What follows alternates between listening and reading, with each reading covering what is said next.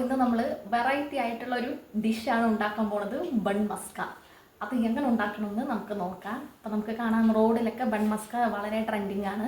പക്ഷെ മുണ്ടൂർ എത്തിയിട്ടില്ല കുട്ടിയെ, അതുകൊണ്ട് വീട്ടിൽ തന്നെ എങ്ങനെ ബൺ മസ്ക ഉണ്ടാക്കാമെന്ന് നമുക്ക് നോക്കാം. അതിന് ആദ്യം വേണ്ടത് അതേപോലെ ബണ്ണാണ് വേണ്ടത്. നമ്മൾ 3 ബണ്ണ് എടുത്തിട്ടുണ്ട്. കാരണം ഒന്ന് അമ്മയ്ക്ക്, ഒന്ന് എനിക്ക്, ഒന്ന് ആങ്ങളയ്ക്ക്. അത് നോക്കിയിട്ടേ കൊടുക്കും.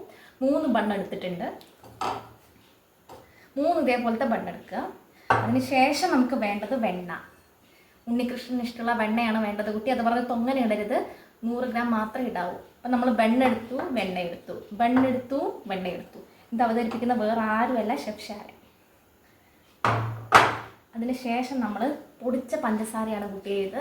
സാധാ പഞ്ചസാര എങ്ങാനും ഇട്ട് പിന്നെ ചവച്ചത് ടേസ്റ്റ് ഇല്ല എന്ന് പറയരുത്. അതുകൊണ്ട് പൊടിച്ച പഞ്ചസാര തന്നെ ഇടുക. മിക്സിയിലിട്ട് ട്രന്നാക്കിയാൽ മതി, നന്നായിട്ട് പൊടിഞ്ഞ് കിട്ടും. ഇനി ഈ പൊടിച്ച പഞ്ചസാര, ഈ 100 ഗ്രാം ബട്ടർ, അമ്മ ഇപ്പോൾ വാനില എസൻസ് തരുന്നുണ്ട്. എത്ര സ്പൂണാണ് അമ്മ? 1/4 സ്പൂൺ വാനില എസൻസ്. ഇതെല്ലാം കൂടിയിട്ട് നന്നായിട്ടും കഴിക്കുക, ബീറ്റ് ചെയ്യുക കുട്ടിയെ. അപ്പോൾ നിങ്ങൾക്ക് വിശ്വാസമായിട്ടുണ്ടാവും ഇതെൻ്റെ റെസിപ്പി അല്ല, അമ്മയുടെ റെസിപ്പിയാണ്. ധൈര്യമായിട്ട് തന്നെ പ്രയോഗിക്കാം.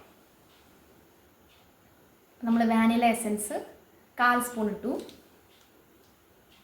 പൊടിച്ച പഞ്ചസാര ഇതിലേക്ക് ഇടുകയാണ്. പതുക്കെ തന്നെ ഇടുക. അതിനുശേഷം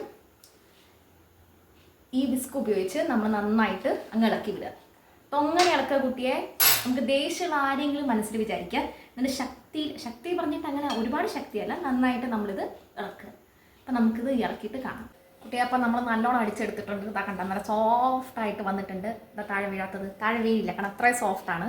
ഇത് നമ്മൾ എന്താണ് ചെയ്യണമെന്ന് വെച്ചാൽ, നമ്മൾ നേരത്തെ ബണ്ണ് പറഞ്ഞില്ലായിരുന്ന കുട്ടിയെ, അത് നമ്മളിങ്ങനെ 2ആയിട്ട് മുറിച്ചിട്ടുണ്ട്.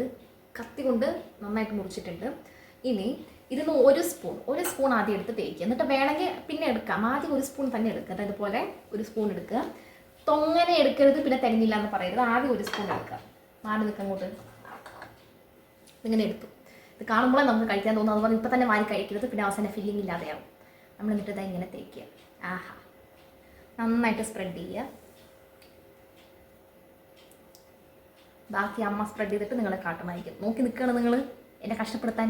ഇപ്പം തന്നെ കാട്ടാം. 1 സ്പൂണല്ല കുട്ടിയെ, 4 സ്പൂൺ തൊങ്ങനെ ഇട്ടിട്ടുണ്ട്. എല്ലാവരും ടേസ്റ്റോടെ കഴിക്കട്ടെ. അപ്പം നമ്മളിതിങ്ങനെ അടയ്ക്കാം.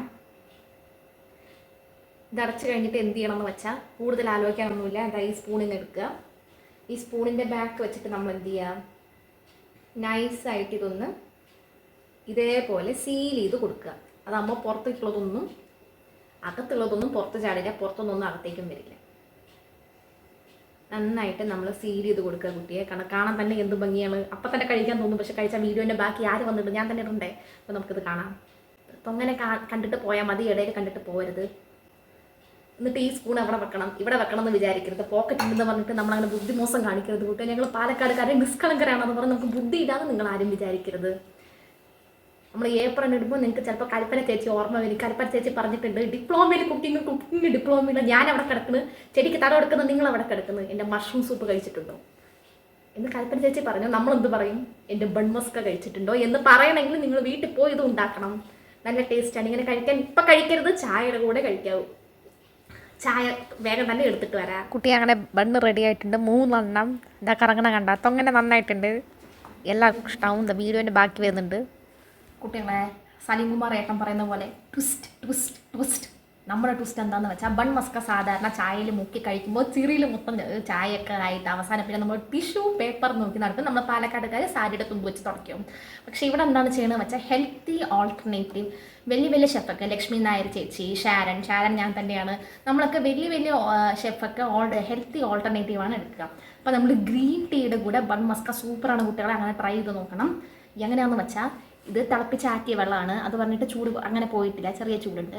ഇതിൽ നമ്മൾ ഗ്രീൻ ടീ, പച്ച കളർ ചായ, ഏലക്ക ഫ്ലേവർ ഉണ്ട്, നമ്മളിതിലേക്ക് ഇട്ടു. എന്നിട്ട് ഇതിങ്ങനെ പിടിച്ചിട്ട് ഇങ്ങനെയല്ല, ഭംഗിയിലാക്കി കൊടുക്കുക. അതതിലാവട്ടെ. 2 മിനിറ്റ് അങ്ങനെ നിന്നിട്ട് അവസാനം ഒന്ന് ഇറക്കി കൊടുക്കുമ്പോഴത്തേനും പച്ച കളർ ചായ, നല്ല ഹെൽത്തി ചായ നമുക്ക് കിട്ടും.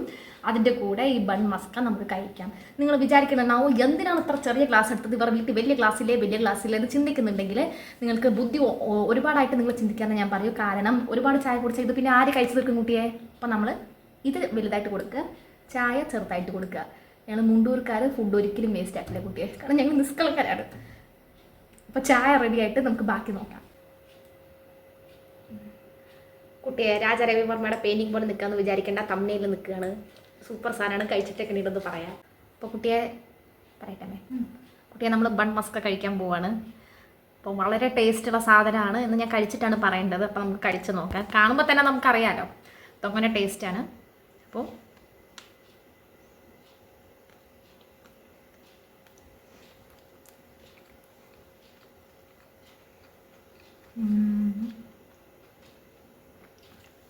അലിഞ്ഞു പോവാണ് കുട്ടിയെ, അലിഞ്ഞു പോവാണ്. ഒരു രക്ഷയില്ല, വെറുതെ അല്ലത് ട്രെൻഡിങ് ആയത്.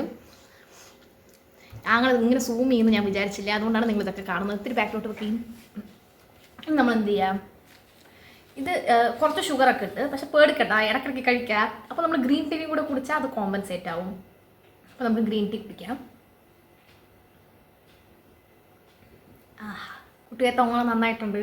ഗ്രീൻ ടീയും ഇത് നല്ല കോമ്പിനേഷനാണ് കുട്ടിയെ, ഉറപ്പായിട്ടും ട്രൈ ചെയ്ത് നോക്കണം. അതാകുമ്പോൾ നമ്മുടെ ആരോഗ്യം നമുക്ക് ശ്രദ്ധിക്കാം. അപ്പോൾ നിങ്ങൾക്ക് റെസിപ്പി ഇഷ്ടമെങ്കിൽ ഉറപ്പായിട്ടും like, comment, share and subscribe. See you in the next video.